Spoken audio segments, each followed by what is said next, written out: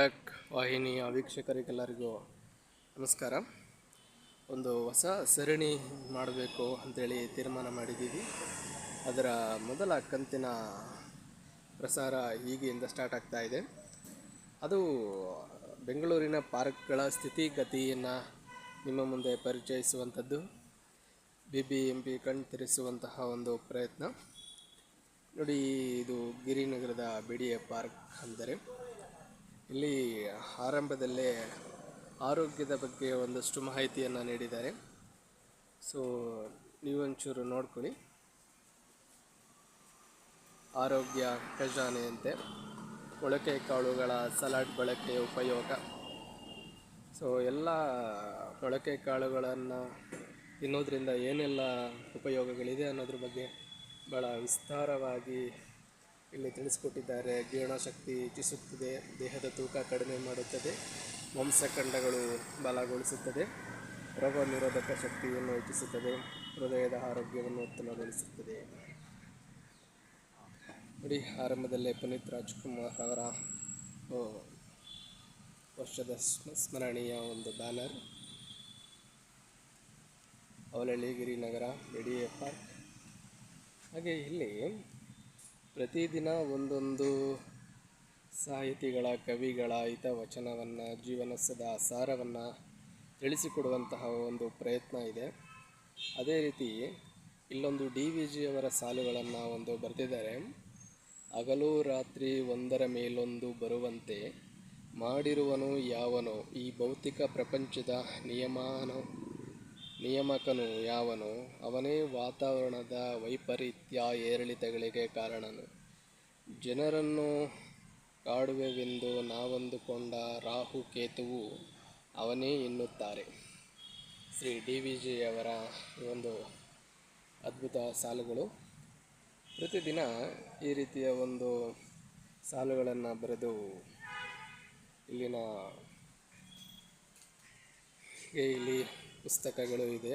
ಇದು ಒಂದು ಬಹಳ ವಿಶೇಷವಾದಂಥ ವಿಚಾರ. ಈ ದಿನನಿತ್ಯ ಪತ್ರಿಕೆಗಳು ಕೂಡ ಇಲ್ಲಿ ಬಳಸಿದ್ದಾರೆ. ಇದು ವಿಶೇಷ. ಬಹುಶಃ ಯಾವುದೇ ಒಂದು ಪಾರ್ಕಲ್ಲಿ ಈ ರೀತಿಯ ವ್ಯವಸ್ಥೆಯನ್ನು ಕಾಣಲಿಕ್ಕೆ ಸಿಗೋದಿಲ್ಲ. ಇಲ್ಲಿ ಸಿಗ್ತಾ ಇದೆ. ಹಾಗೆ ಇಲ್ಲಿ ನೋಡಿ, ಇಲ್ಲಿ ಒಂದು ಬಹಳ ಅದ್ಭುತವಾದ ಸಾಲುಗಳಿವೆ. ಬಟ್ಟೆ ನೋಡಿ ಗೆಳೆತನ ಮಾಡಬಾರದು, ಗುಣ ನೋಡಿ ಗೆಳೆತನ ಮಾಡು. ಸೊ ಏಕೆಂದರೆ ಬಟ್ಟೆ ಹರಿದು ಹೋಗುವವರೆಗೂ ಮಾತ್ರ ಇರುತ್ತದೆ, ಗುಣ ಸಾಯುವವರೆಗೂ ಇರುತ್ತದೆ. ಸೂಪರ್, ಬಹಳ ಅದ್ಭುತ. ಈಶ್ವರಯ್ಯ ಗ್ರಂಥಾಲಯದವರ ಇದೊಂದು ಕೊಡುಗೆ. ದಿನನಿತ್ಯದ ಪತ್ರಿಕೆಗಳೆಲ್ಲ ಇದೆ ಇಲ್ಲಿ. ಪತ್ರಿಕೆಯಲ್ಲಿ ಅರ್ಜುನ್ ಜನ್ಯ 45 ಸಿನಿಮಾದ ಒಂದು ಆ್ಯಡ್ ಎಲ್ಲ ಇದೆ. ಇಲ್ಲಿ ನೋಡಿ, ಇದಂತೂ ನೀವು ನೋಡಲೇಬೇಕು. ಭಾಳ ಅಪರೂಪವಾದಂತಹ ಒಂದು ದೃಶ್ಯಗಳಿವು. ನಮ್ಮ ಎಲ್ಲ ಸಾಹಿತಿಗಳ ಫೋಟೋನ ಇಲ್ಲಿ ಹಾಕಿದ್ದಾರೆ. ಕರ್ನಾಟಕ ಜನಪದ ಕಲೆಗಳ ಒಂದು ಫೋಟೋಸ್ ಇಲ್ಲಿ ಹಾಕಿದೆ.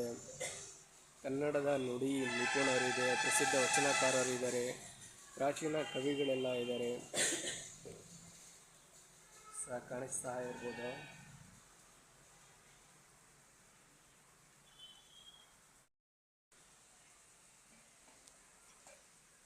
ಹಾಗೆ ನೋಡಿ, ಭಾರತದ ರಾಷ್ಟ್ರಪತಿಗಳು ಯಾರ್ಯಾರು ಇದ್ದರು ಅನ್ನೋದರ ಒಂದು ಫೋಟೋ, ಪ್ರಧಾನಮಂತ್ರಿಗಳು ಯಾರ್ಯಾರಿದ್ದರು ಅನ್ನೋದ್ರ ಬಗ್ಗೆ ಒಂದು ಫೋಟೋ. ಭಾಳ ಉಪಯುಕ್ತವಾದಂತಹ ಮಾಹಿತಿ ಇವುಗಳೆಲ್ಲ. ಭಾರತದ ರತ್ನ ಪ್ರಶಸ್ತಿ ಪಡೆದ ಪುರಸ್ಕೃತರು ನೋಡಿ, ಎಲ್ಲ ಮಹನೀಯರ ಒಂದು ಭಾವಚಿತ್ರ ಇಲ್ಲಿದೆ. ಇದು ಬಹಳ ಅದ್ಭುತವಾದ ವಿಚಾರಣೆ. ಭಾರತ ರತ್ನ ಪ್ರಶಸ್ತಿಯ ಪುರಸ್ಕೃತರ ಒಂದು ಭಾವಚಿತ್ರವನ್ನು ಇಲ್ಲಿ ಹಾಕಿದ್ದಾರೆ. ನೋಡಿ, ಬಹಳ ಒಂದು ಕೆಂಗಲ್ ಹನುಮಂತಯ್ಯನವರ ಒಂದು ಫೋಟೋ ಇಲ್ಲಿದ್ದಾರೆ. ನೋಡಿ, marshal Cariappa, field marshal Cariappa ಅವರ ಫೋಟೋ. ಹಾಗೆ ವೀಕ್ಷಕರೇ, ಇಲ್ಲಿ ನೋಡಿ, ಹಸಿರು ಬೆಳೆಸಿ ಭೂ ತಾಪಮಾನ ಇಳಿಸಿ ಅನ್ನುವಂಥ ಒಂದು ನೋಟಿಸ್ ಬೋರ್ಡ್ ಹಾಕಿದ್ದಾರೆ. ಪ್ಲಾಸ್ಟಿಕ್ ನಿಷೇಧಿಸಿ, ಪ್ಲಾಸ್ಟಿಕ್ನ ನಿಷೇಧ ಮಾಡೋದಕ್ಕೆ ಅಂತೇಳಿ ಒಂದು ಬೋರ್ಡ್ ಹಾಕಿದ್ದಾರೆ. ಸೊ ಗಮನಿಸ್ತಾ ಇದ್ದೀರಿ. ಕಸದ ವ್ಯವಸ್ಥೆಯನ್ನು ಭಾಳ ಚೆನ್ನಾಗಿ ಮಾಡಿದ್ದಾರೆ, ಪರವಾಗಿಲ್ಲ.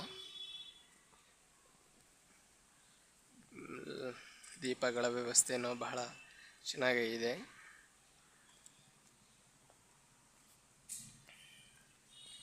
ಸಂಜೆ ಟೈಮು ಒಂದು ವಾಕಿಂಗ್ ಮಾಡಲಿಕ್ಕಾಗಿರ್ಬೋದು. ಭಾಳ ಅದ್ಭುತವಾದಂಥ ಒಂದು ವಾಹಿನಿ ಇದು. ಒಳ್ಳೆಯ ಸ್ಥಳ ಆಗಿದೆ. ವಾಕಿಂಗ್ ಮಾಡೋದಕ್ಕಂತೂ ಉತ್ತಮ ವ್ಯವಸ್ಥೆಯನ್ನು ಮಾಡಿದ್ದಾರೆ ಇಲ್ಲಿ. ಸೊ ನೋಡಬಹುದು ವೀಕ್ಷಕರೇ, ಈ ಪಾರ್ಕಿನ ಒಂದು ಉತ್ತಮ ವ್ಯವಸ್ಥೆ ಅಥವಾ ಒಂದು ಅಟ್ರಾಕ್ಟಿವ್ ವಿಚಾರ ಏನಂದರೆ, ಇಲ್ಲಿ ನೋಡಿ, ಇಲ್ಲೆಲ್ಲ ಬಹಳ ದೊಡ್ಡ ದೊಡ್ಡ ಮರಗಳಿದೆ. ಬಹುಶಃ ಕೆಲವು ಪಾರ್ಕ್ಗಳಲ್ಲಿ ಈ ರೀತಿಯ ಮರಗಳು ನೋಡ್ಲಿಕ್ಕೆ ಸಿಗೋದು ಭಾಳ ಕಷ್ಟ. ಸೊ ಆದರೂ ಇಲ್ಲಿ ನೋಡಿ ಎಷ್ಟು ದೊಡ್ಡ ದೊಡ್ಡ ಮರಗಳಿದೆ. ಸೊ ಈ ಮರಗಳಿಂದನೇ ಇಲ್ಲಿ ಬರುವ ಒಂದು ಏನು ವಾಕಿಂಗ್ ಮಾಡೋಕ್ಕೆ ಬರ್ತಾರಲ್ಲ, ಅವರಿಗೆ ಉತ್ತಮ ರೀತಿಯ ಗಾಳಿ ವಾತಾವರಣ ಸಿಗುವಂಥದ್ದು ಇಲ್ಲಿಂದನೇ. ಸೊ ಹಕ್ಕಿ ಪಕ್ಷಿಗಳೆಲ್ಲ ಕೂತ್ಕೊಳ್ಳೋದಕ್ಕೆಲ್ಲ ಒಳ್ಳೆಯ ವ್ಯವಸ್ಥೆ ಇದೆ. ಲೈಟಿಂಗ್ ವ್ಯವಸ್ಥೆ ಚೆನ್ನಾಗಿದೆ. ಇಲ್ಲಿ ಕನ್ನಡದ ಒಂದು ಫಂಕ್ಷನ್ ಮಾಡಿರ್ಬೋದು ಇತ್ತೀಚೆಗೆ. ಸೊ ಹಾಗಾಗಿ ಕನ್ನಡದ ಬಾವುಟದ ಒಂದು ಬಟ್ಟಿಂಗ್ಸ್ನಲ್ಲಿ ಕಟ್ಟಿದ್ದಾರೆ. ಹಾಗೆ ನೋಡಿ, ನೀರಿನ ವ್ಯವಸ್ಥೆ ಎಷ್ಟು ಚೆನ್ನಾಗಿದೆ. ಈ ರೀತಿಯ ತಂತ್ರಜ್ಞಾನ ಬಂದು ಒಂದಷ್ಟು ಕೆಲಸ ಮಾಡುವಂಥ ವ್ಯಕ್ತಿಗಳ ಕೆಲಸವನ್ನು ಕಿತ್ಕೊಳ್ತದೆ. ಆದರೂ ಈ ರೀತಿಯಲ್ಲಿ ಒಂದು ರೀತಿ ಚೆನ್ನಾಗಿರ್ತದೆ ಇದು. ಬಟ್ ಎಷ್ಟು ಅನುಕೂಲ ಇದೆಯೋ ಅಷ್ಟೇ ಅನಾನುಕೂಲನೂ ಇರುತ್ತೆ. ನೋಡಿ, 3 ಲೈನಲ್ಲಿ ನೀರು ಬರ್ತಾ ಇದೆ. ಒಂದು ಅದ್ಭುತವಾದಂಥ ವಿಚಾರನೆ ಸರಿ. ಸೊ ವೀಕ್ಷಕರೇ, ಇದು ಏನು ಅಂದ್ಕೊಂಡಿದ್ರೆ ಗೊತ್ತಾ, ಇದು ಕೆಲವು ಕಡೆ ಇದರಲ್ಲಿ ಸಾಂಗ್ ಬರ್ತಿತ್ತು ಒಂದು ಟೈಮಲ್ಲಿ. ಒಂದು FM ಏನೋ ಕನೆಕ್ಷನ್ ಕೊಟ್ಟಿರ್ತಾರೆ ಇಲ್ಲಿ. ಈ ರೀತಿ ಇದರಲ್ಲಿ ಒಂದು ಸಾಂಗ್ ಎಲ್ಲ ಬರ್ತಾ ಇರ್ತದೆ. ಬಟ್ ಈಗ ಸಾಂಗ್ ಬರ್ತಾ ಇಲ್ಲ. ಕೆಲವು ಟೈಮಲ್ಲಿ ಅದೊಂದು ವ್ಯವಸ್ಥೆ ಇತ್ತು. ಅದಕ್ಕೋಸ್ಕರ ಈ ರೀತಿಯಾಗಿ ಇದನ್ನೆಲ್ಲ ವ್ಯವಸ್ಥೆ ಮಾಡಿದ್ದಾರೆ ವೀಕ್ಷಕರೇ ಇಲ್ಲಿ. ಹಾಗೆ ನೋಡಿ, ಉತ್ತಮವಾದಂತಹ ಒಂದು ಆಸನಗಳನ್ನು ಸಹ ಇಲ್ಲಿ ವ್ಯವಸ್ಥೆ ಮಾಡಿದ್ದಾರೆ. ಸದ್ಯ ಇವಾಗ ಯಾರು ಕೂತ್ಕೊಂಡಿಲ್ಲ, ಉತ್ತಮವಾದಂಥ ಒಂದು ವ್ಯವಸ್ಥೆಯನ್ನು ಮಾಡಿಕೊಂಡಿದ್ದಾರೆ.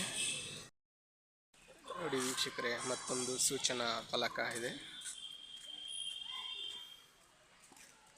ದಯಮಾಡಿ ಹುಲ್ಲಿನ ಮೇಲೆ ನಡೆದಾಡಬೇಡಿ, ಕಡದಾಡಬಾರದು, ಕುಳಿತುಕೊಳ್ಳಬಾರದು. ಒಳ್ಳೆಯ ವಿಚಾರ. ಹಾಗೆ ಇಲ್ಲಿ ಮತ್ತೊಂದು ಸೂಚನಾ ಫಲಕವಿದೆ. ಅದ್ಭುತವಾದ ಸಾಲುಗಳನ್ನು ಇದೆ ಇಲ್ಲಿ. ಒಂಟಿತನ ಮತ್ತು ಸೋಲು ನಮ್ಮ ಜೀವನದಲ್ಲಿ ಕೆಲವೊಂದು ಪಾಠಗಳನ್ನು ಕಲಿಸುತ್ತದೆ. ಸೋಲು ನಾವು ಮತ್ತೆ ಹೇಗೆ ಗೆಲ್ಲಬಹುದು ಎಂದು ಸೂಚಿಸುತ್ತದೆ.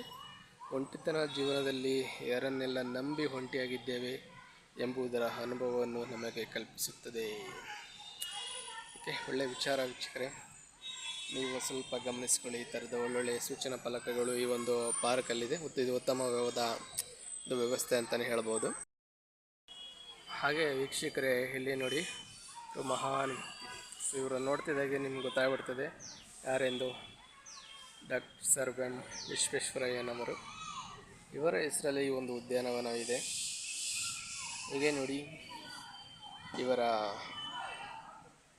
ಒಂದು ಸಾಧನೆ, ಈ ಪಾರ್ಕ್ ಉದ್ಘಾಟನೆ ಮಾಡಿದ್ದು, ಇಲ್ಲಿನ MLA ಯಾರು, ಯಾವಾಗ ಉದ್ಘಾಟನೆ ಆಯಿತು, ಮುಖ್ಯ ಅತಿಥಿಗಳು ಎಲ್ಲ ಅನ್ನುವಂಥ ಒಂದು ವಿಚಾರ ಇದೆ.